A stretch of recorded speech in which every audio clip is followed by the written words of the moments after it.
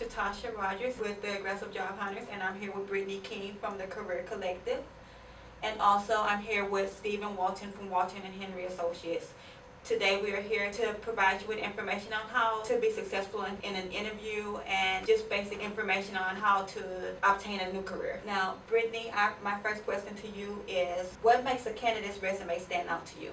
So for me, I'm going to be looking at in a resume something that highlights not where they've been but where they're going, right? So I want to see how their previous experience aligns with what I'm looking for in a position.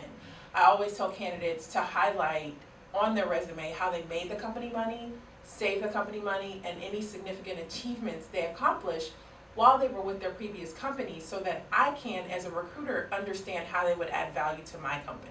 So for me, it's imperative that they highlight not just responsibilities that they had, but also skills that can translate well into a position that I'm offering. Okay. And Stephen, I'm going to ask you the same question. What makes the candidate's resume stand out to you? Brittany brought up some fantastic points, and I want to add to that more of the layout and the landscape of the resume. You know, I like to see a resume that's just sharp, concise, and just in order. Has nice dates, places of employment, actual job titles of what you've held, and actually what bullet points of what you've actually have accomplished and done. And make it in a format that's easy to read and gets to the point quickly, because not only do recruiters but hiring managers go through hundreds of resumes, thousands of resumes in a day, and if it doesn't really look organized and put together, it's a reflection of yourself. And Stephen, when you say that, as far as the resume and the bullet points, do you prefer them to have a job description or the actual accomplishments that they made? From a recruiter's point of view, and I'm using this candidate to present to a client, to a company, what I would like them to do is to take the job description and go back and reflect on a lot of the experiences that they had, incorporate into their resume things that they might have achieved to be able to successfully show the hiring manager that they can complete and do the duties that are being asked of them. Absolutely. Okay, and the next question I'm going to ask is, what do you look for in order to determine if a candidate is suitable for the position? So when I'm working with a candidate or they submit their information to me as a recruiter, I'm going to be looking for a couple of things. So first I want to know, how do they present themselves, right? So how do they present themselves over the phone, in person, or if we're doing a virtual video chat, are they professional and polished? That's important to me, right? So I'm also going to look at what I have identified as my ideal candidate profile, and I'm going to measure them up against that. So see if they have the qualifications to meet the position, also to see if they would be a good culture fit for the type of company that I may be sending them to, because everybody is not going to fit for the same culture. So those are a couple of things that I would be looking for to determine if a candidate is ideal for me. Okay, and Stephen, the same question to you. Yeah, I'll be following up after Brittany, and she's hitting every nail on the head. Actually, what we're looking for is individuals and candidates who fit all the criteria to the actual job description, but I think even more importantly is the culture fit. Everyone doesn't fit in every organization, and that's okay.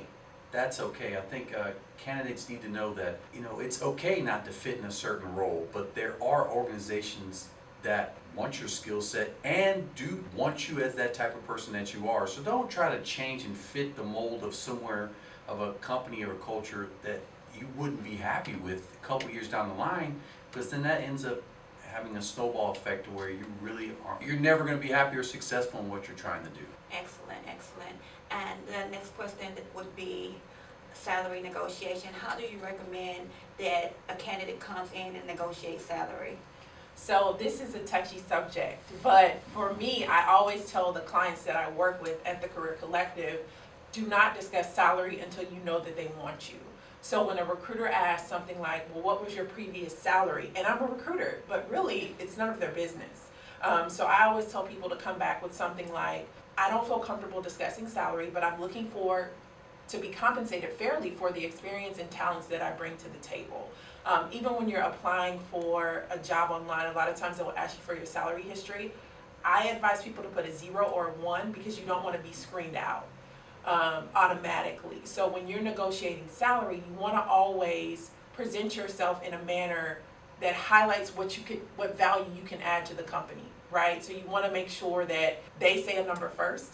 And when they do, take time to pause. You don't have to automatically respond. Soak it in, see what they're saying, and if you need to, go back and take time to think about the offer. Don't just jump on the salary that someone offers you. Try to get the best that you can.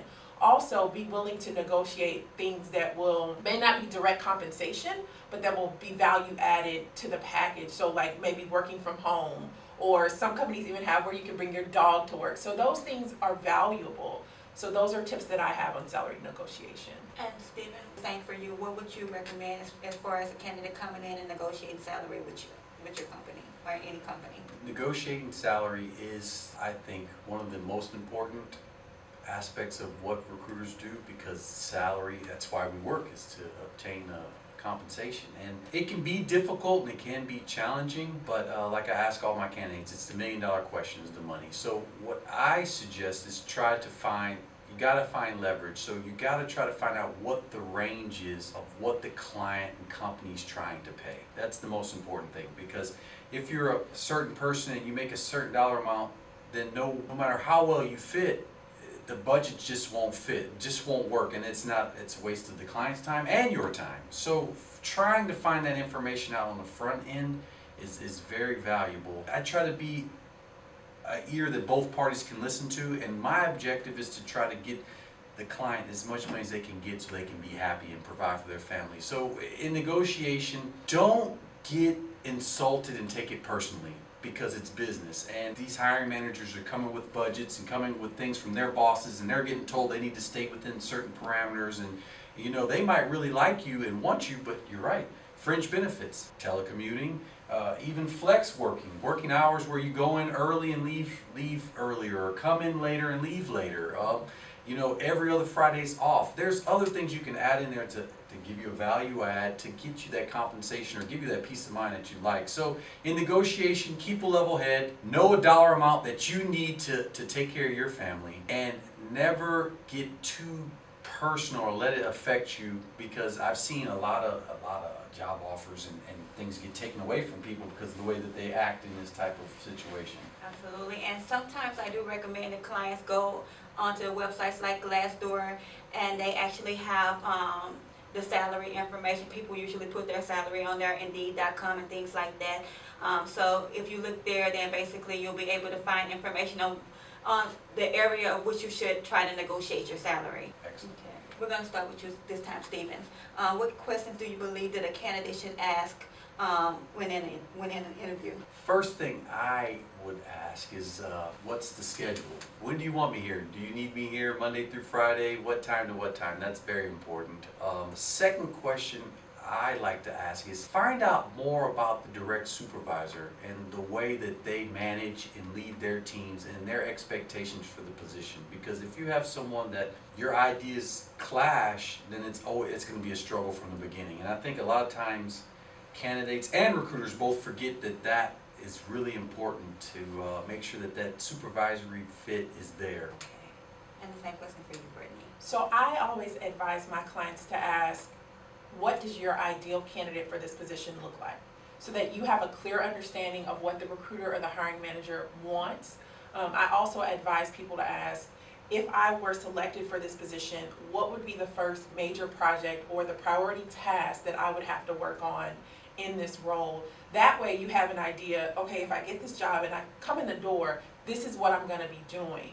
I also tell people to ask questions about culture. You want to know what the culture is like so that you can determine whether or not you're a fit. You know, is it a relaxed, do we have a Google culture? Are we in jeans and a t-shirt? Or is it, you know, is it a more, I don't want to say professional, but is it a more stuffy environment, right? Where, you know, everybody's in suits every day. So you want to determine that up front. Those are questions that I always advise candidates to ask. It helps the interviewer see that you're invested. A lot of times candidates won't ask questions at the end of an interview, and it doesn't reflect a positive light. It doesn't show that they're invested. So you want to make sure you're having a two-way conversation and that you're prepared when you come to an interview. Might I add? Absolutely. I guess in addition to your point, it made me think, you know, I think that a candidate should do their research on the company. Yes. I think a lot of times candidates don't do the research on the company, and that's one of the first things. What product, service are we doing? What business space are we in? And I think you're right, that lets the hiring manager know that, you know, you are invested and interested in being a part of this organization. And the great thing about my company is that I actually do that research for you. So if a candidate comes to me and they're looking for a career, basically what I do is I'll go ahead and I'll find the jobs, recommend jobs to you. I'll actually go to their website, I'll call companies, things like that. So basically you have the Aggressive Job Hunters as a resource in order to obtain information about different companies.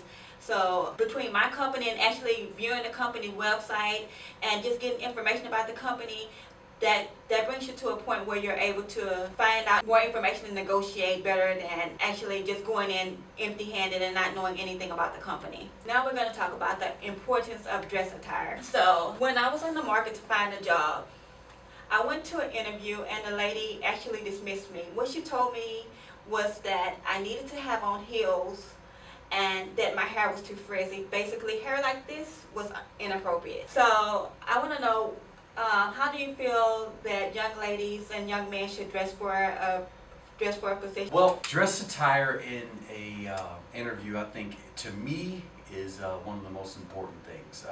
I think that no matter if you're male or female, I think that you should be in a blue, navy blue or black suit and pants, dress suit. It's the same thing for females, the same thing. I think that it should be black or navy no matter what. White blouse, blue shirt, blouse, tie, most important. And the reason being is that you're showing them that you are professional and that you are going above board. I think that from the nails, I think nails, you can have them dressed up, but they just need to be manicured. I think that jewelry needs to be, if you wear a lot of jewelry, just take it off and have on just your key pieces that you must have, must wear.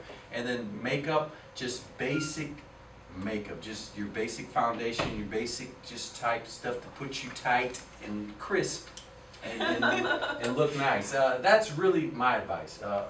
Men, please have your shoes polished. Please have your shoes polished.